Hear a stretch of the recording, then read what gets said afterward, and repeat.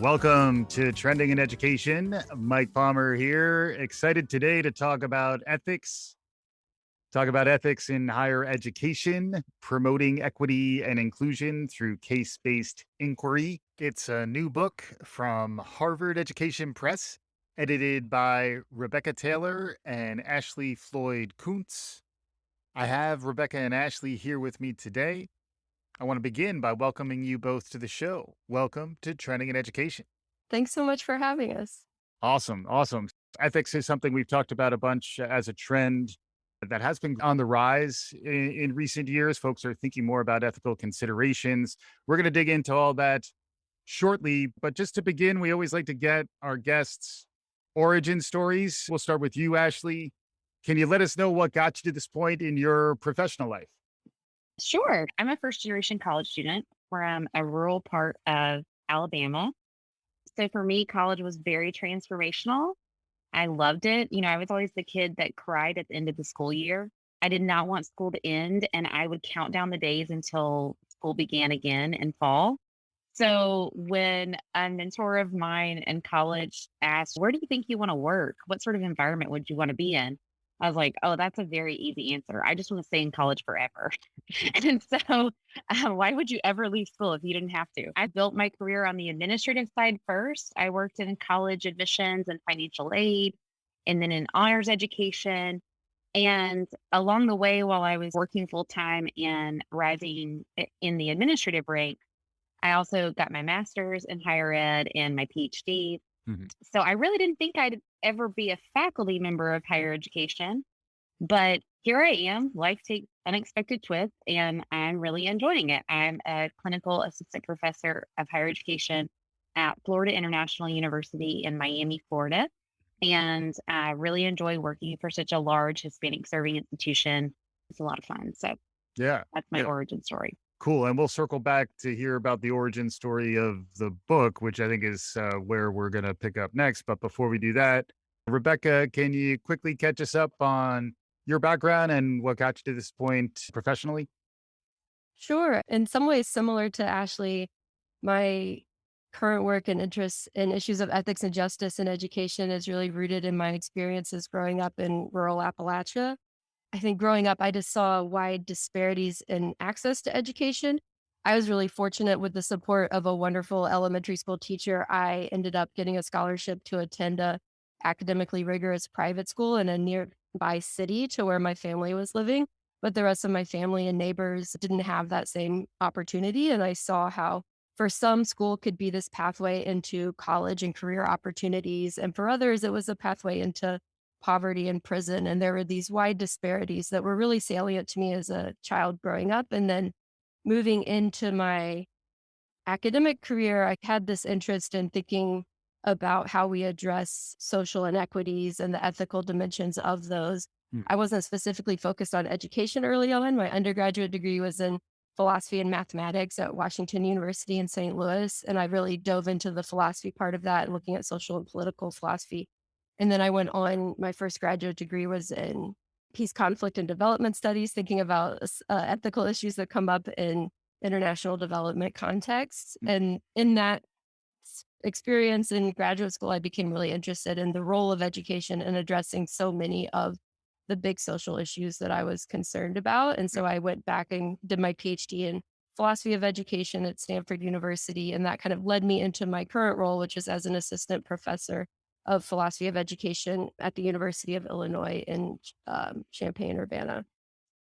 So that's how I got to where I am. And in my current work, I focus on the ethical issues that arise within college contexts in particular. And I guess that's what brought the two of you together was a shared interest in ethical considerations for higher ed. Really, the title of the book is Ethics in Higher Education. I'd love to get each of your perspectives, maybe beginning with you, Rebecca, and then picking up with you, Ashley, on ethics education just in general.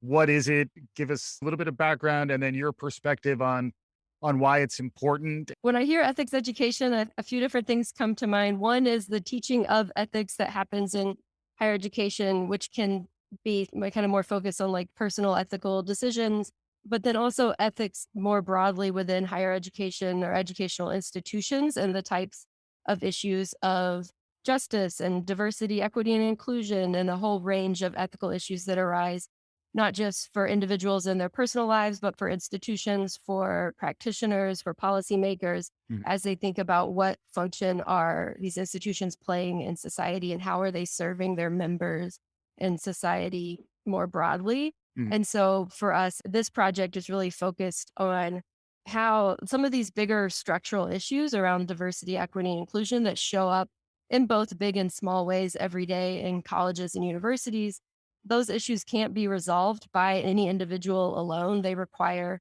structural solutions. And so we need more attention to policy and to institutional practices that can help advance more ethical ways of interacting, ethical policies and practices in higher ed.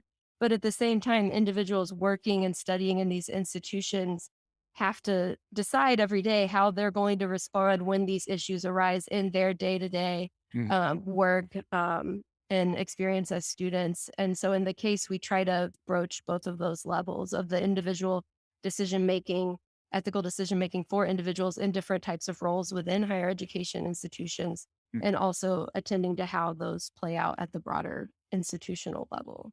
Yeah, that makes sense. And then Ashley, the structure of the book is very much case based, and then even the nature of the cases I found quite interesting, and then even the structure of the chapters was also really thought provoking for me as someone who's not deeply ensconced in higher ed. I still got a lot of value out of the structure and the approach that you took to pulling the book together. Can you walk us through the case-based approach, maybe building on what Rebecca was talking about? Yes, as I was coming up in my academic career, I got really interested in college student moral development, which within higher education programs, interestingly, most of the attention on ethics education really it's bifurcated between college student moral development and professional ethics education. So ethics education for doctors in training, dentists in training, that sort of thing. And so my dissertation actually was on moral development, and I was working with a mentor through the Center for the Study of Ethical Development at the University of Alabama. And cases have a very particular use in that context. They're used in quantitative measures. It's very educational psychology based. Mhm. One thing that's interesting to know about Rebecca and me is that we actually met in what we called philosophy camp. We were both seeking some additional engagement with these ideas when we were in graduate school and independently applied for a Spencer Foundation program, which was called the Philosophy of Education Initiative. Mhm. And there we had the opportunity to come together with a group of maybe 15 other graduate students and have very intense discussions. You know, we had a lot of opportunity to listen to one another's perspectives and not always agree and keep pushing at ideas. And it was really, I know it was really formative for me. I think it was certainly formative in Rebecca and I working together. That is how we met. We credit the Spencer Foundation with introducing us and not only supporting this work, but supporting our development in this area. And my sense for what could be done with a case in response to the philosophy training.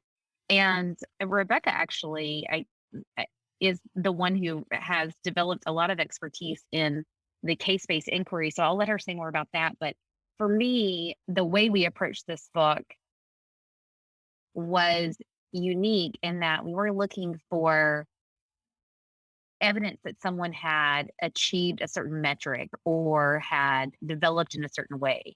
We were looking to prompt conversation and to elicit focus on ethical issues. I'll let Rebecca say more there. And we'll get back to the cases themselves, because one of the topics that comes up a lot in conversations about good education is the relevance and why should I care? And I would say, as we run through the cases, they are very top of mind in terms of the cultural conversations that we're having nowadays. They're very zeitgeisty, as I like to say.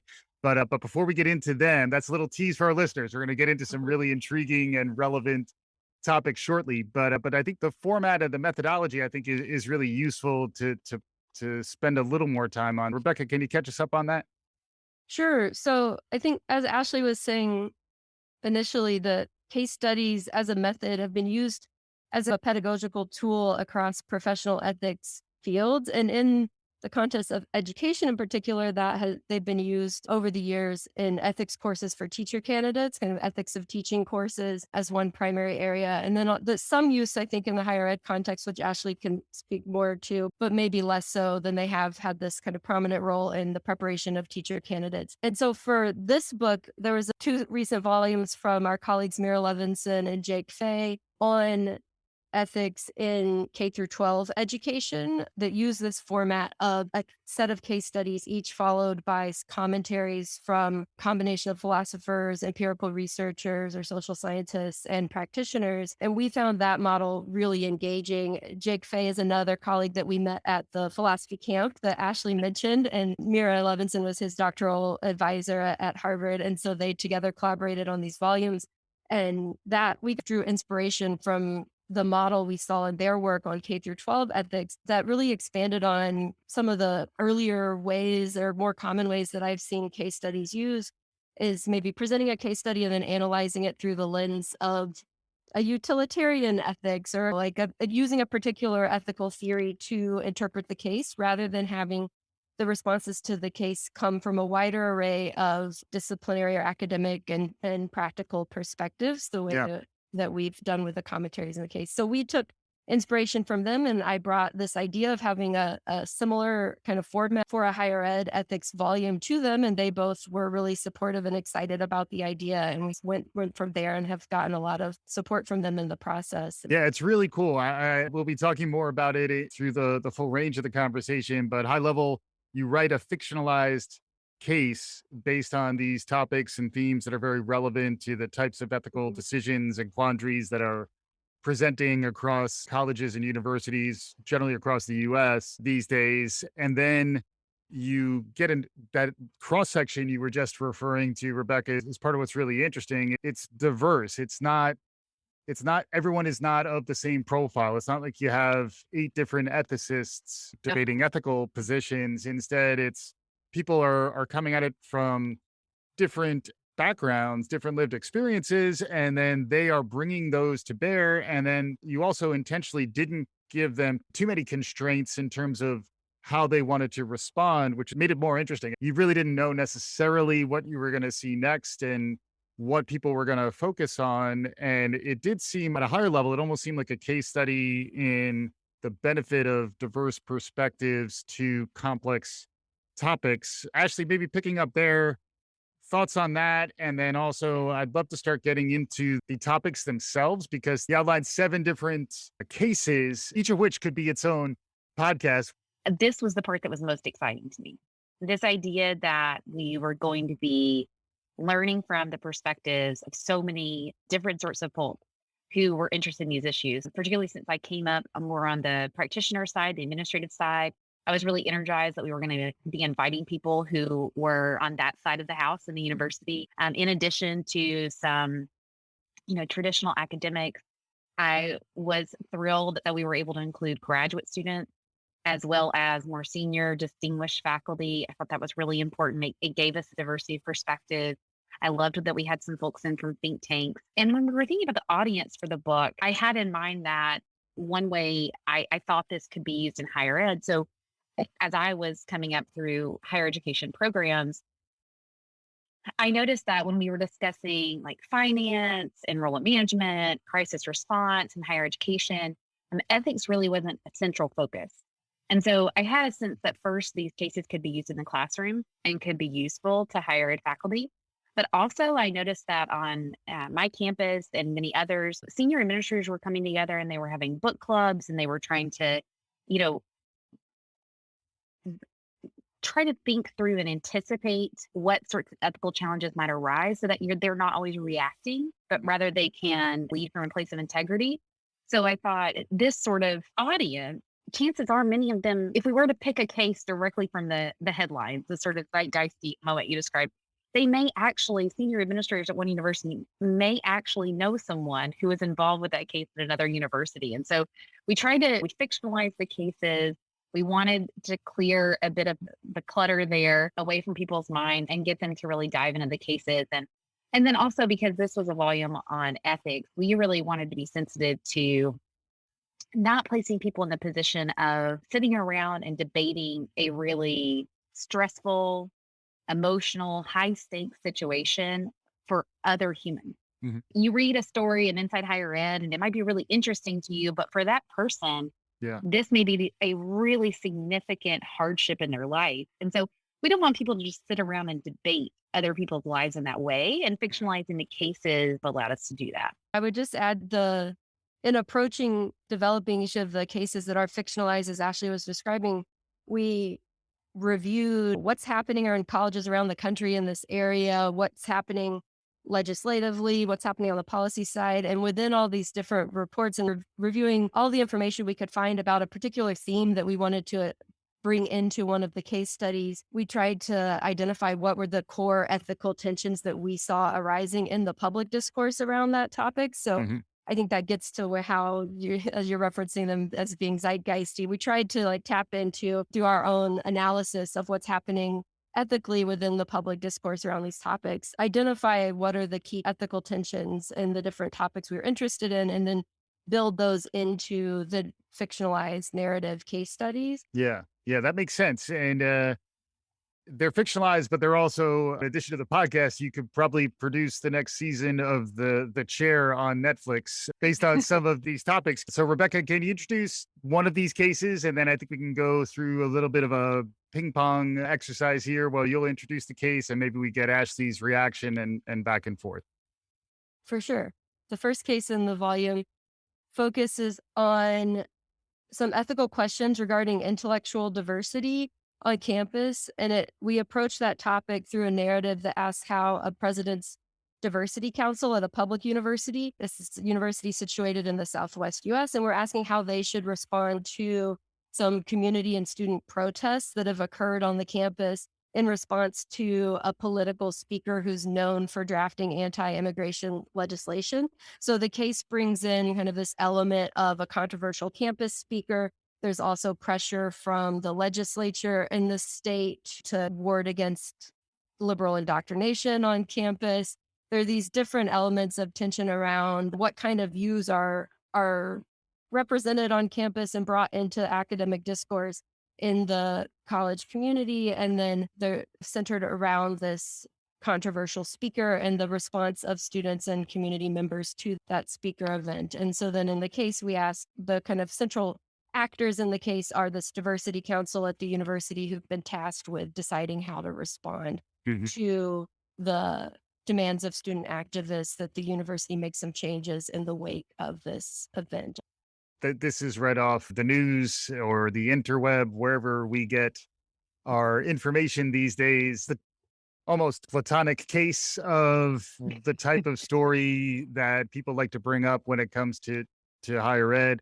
A lot of issues around diversity and inclusion, but also free speech. So it is something that I think immediately brings the reader in. And it's also a place where I came away empathizing better with what it must be like to be in a leadership position in higher ed now. And also, I would think if it was earlier in my career and I was curious about pursuing that career path, it's good to know that there is hard ethical work to be done. It's not uncomplicated. It's actually complex. And then actually the diversity of perspectives, maybe you could pick up on the range of responses that you found to this particular case. And then we could probably do a couple more. The name of the book is Ethics in Higher Education, Promoting Equity and Inclusion Through Case-Based Inquiry. We'll be sharing information about it on the show page for the episode. But if you're intrigued by this, definitely check it out. But Ashley, your take about the topic, but also what you're able to demonstrate by sharing the diverse perspectives on this particular issue. Yes, this topic, you're right. It comes straight from the news. It is something that's really accessible to people. In fact, Rebecca and I had written together and presented some on the case of Middlebury College. You may recall they had the protests in response to Charles Murray Mhm. and his visit there. And there have been a number of events like this that you can point to. And I think, honestly, the themes that we see in this chapter, Rebecca and I have been discussing recently, they have a lot of salience with the conversations we're seeing right now about anti-critical race theory legislation and its impact on post-secondary education. One of the ways in which these things are similar is there is this sense of legislative pressure. And I think that's something that is maybe a little less understood outside of the senior administration of a public university, the sense to which you are in some way beholden to your state legislature. And there's a delicate dance between legislators who will be subject to being voted out and others voted in. So the legislature will change over time. And you may have the same leaders in a university throughout multiple legislative changes. Balancing those complex pressures, I think it is very challenging. And then, of course, it's certainly challenging for younger faculty, for adjunct faculty without tenure protections. I mean, a lot of these things, we see them playing out again and again in higher education. One of the responses that we had to this case was actually from colleagues of mine at Florida International University. One, Laura Deinhardt is a dean of the College of Education, and Heather Russell is the vice provost for faculty leadership and success. And so they wrote about courageous leadership from the middle, and they were really calling attention to how do you adhere to the requirements from your system. Universities, public universities tend to function as systems. So it's not just your students and faculty may want you to respond one way, consistent with your campus's history, your campus's ethos and identity. And yet you may have very real constraints on what you can do because of your system or the state in which you operate.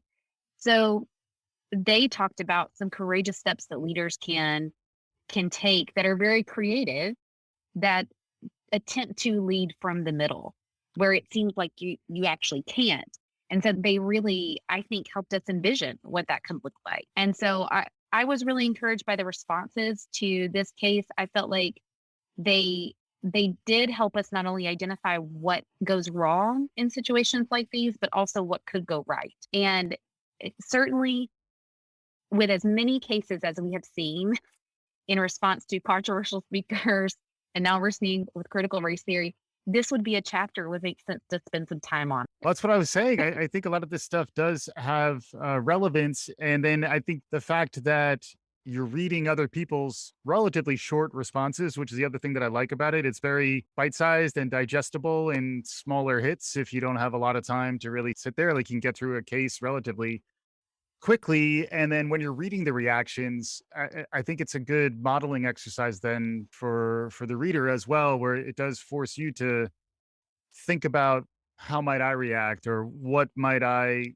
pick up on in this case that is personally relevant for me. And then there is the higher level point that you realize, when you think about a complex system like this, all the different stakeholders might be seeing this in really varied and different ways. And that's actually good. Like if it was simple, cut and dry, get a check mark and move on to the next case, you wouldn't really be grappling with the type of thinking and the type of development that's necessary to get good at this stuff. And then I also imagine you need the reps too. Like, and you're not going to get the reps until you're actually in the real world. So that's where a lot of the research I've done into learning through simulations and scenario based exercises is even if you don't get that exact case, these are all fictionalized, going through the exercise of what might happen broadens your mind and increases your readiness so that when the next thing comes up, you're a little bit primed. But coming back to maybe another case or two, is there another one that jumps out to you, Ashley? And then I'd love to get Rebecca's response.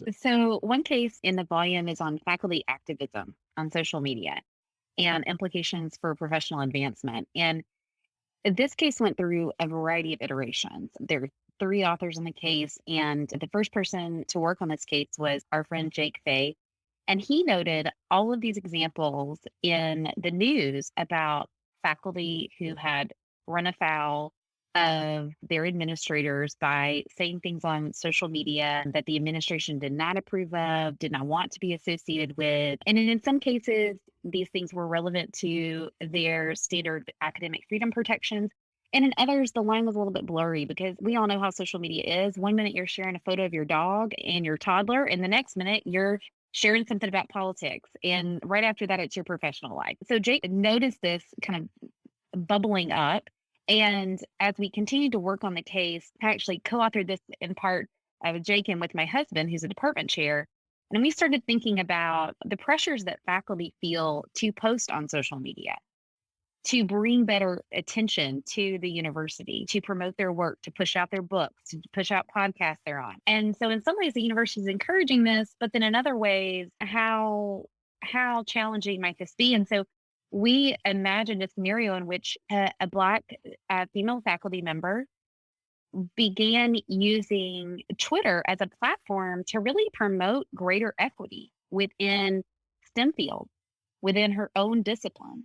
And what happens when the pile-on occurs and somebody responds to a tweet and then it gets retweeted, and how that can escalate. Mhm. And we wanted to think through how colleagues might perceive and respond to that sort of scenario, how a tenure and promotion committee might respond, and then how the individual at the heart of all of this might understand their own positionality. And so that's how we got interested and excited about this idea of faculty activism on social media. And I think, again, this is one of those things.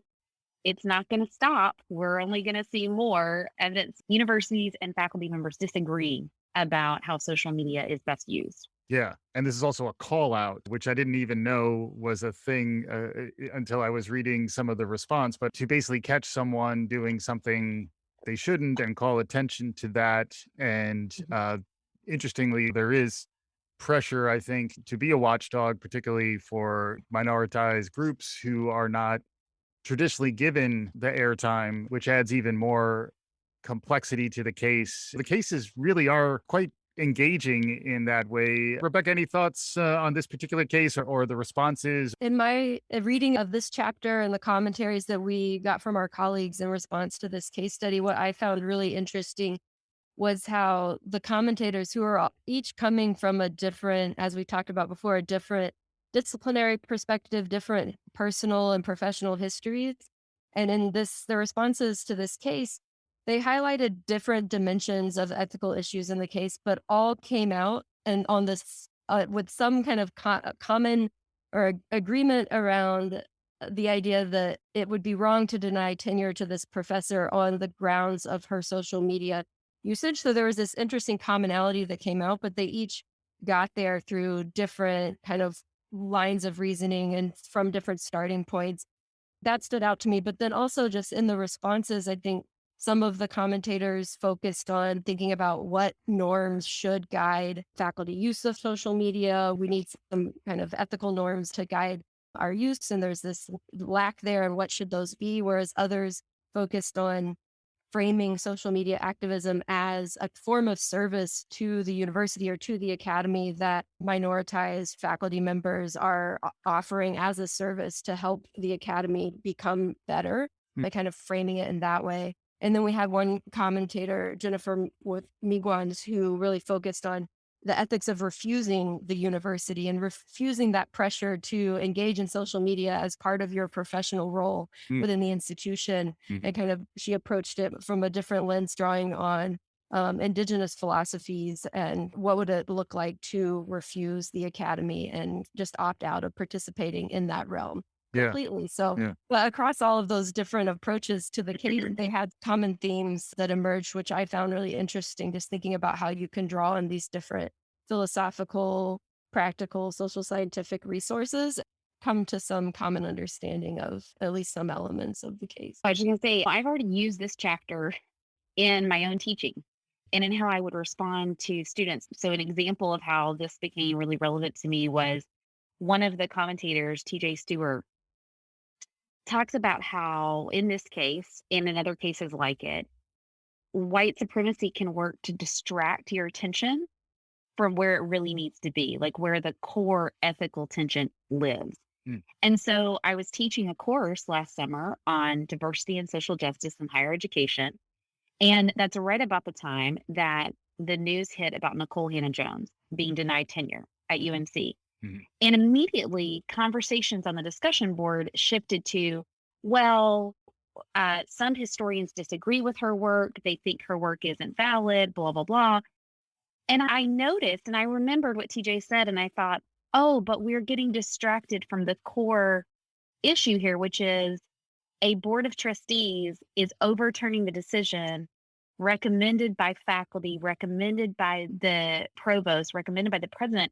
So we are distracting ourselves from the standard that is being applied to her that is not being applied to other candidates for tenure. And so it was a really helpful moment for me not to even have to go back and use the case, but just to remember TJ's way of thinking about this issue. Yep.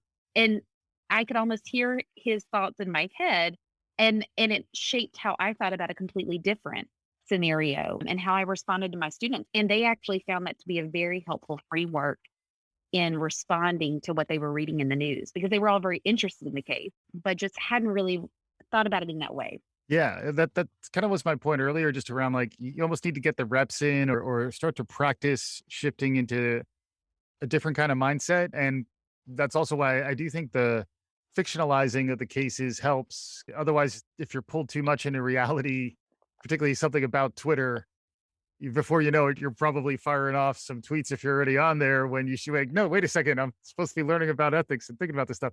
This stuff is pretty fascinating in some surprising ways. One more time, it's ethics in higher education, promoting equity and inclusion through case-based inquiry.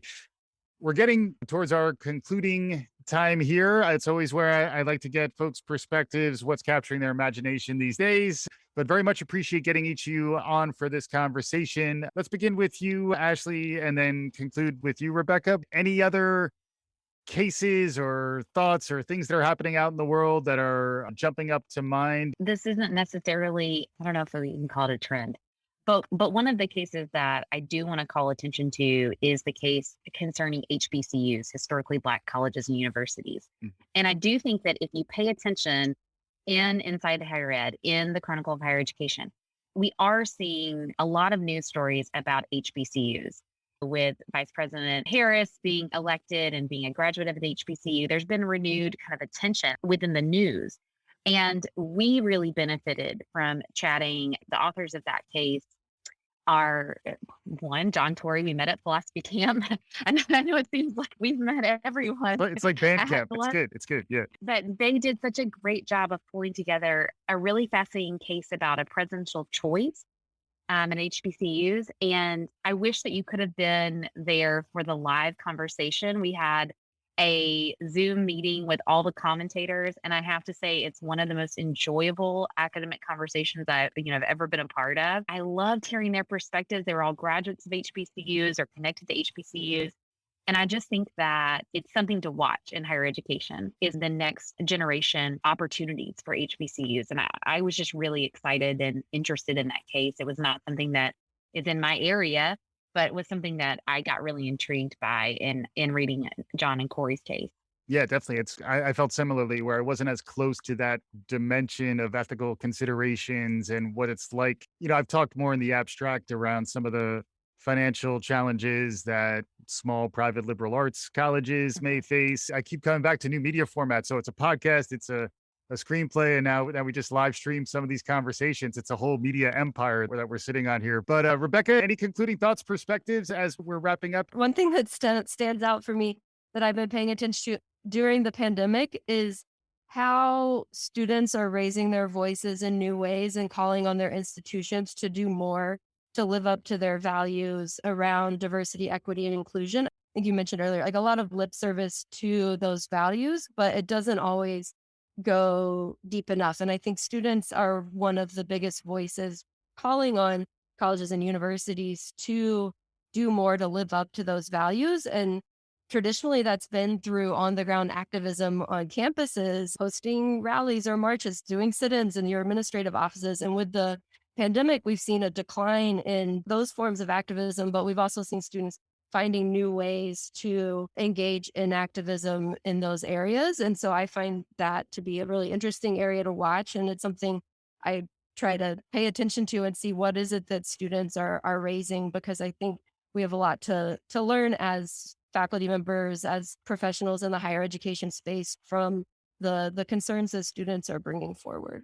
Yeah, and just building on that point, it does remind me of the importance of empathy in all directions. Ashley, you mentioned you had graduate students as commentators, even just talking through and sharing the challenges on the administrative side with an undergraduate just so that they can understand a little better. Reminds me a bit of the conflict resolution work that I've seen. The more you have to assume the perspective of someone who's in a different position, suddenly things get much more complicated and it becomes harder to villainize the other side, and it becomes a little easier to start to broaden your perspective, broaden your understanding. We could go into much more. The stories, the narratives are all quite intriguing. I would recommend the book to our listeners. Ashley, Floyd Kuntz, and Rebecca Taylor, thank you very much for joining us. I really got a lot out of this conversation. Thanks for having us, Mike. Thanks so much. Awesome. And for our listeners, hopefully you're intrigued.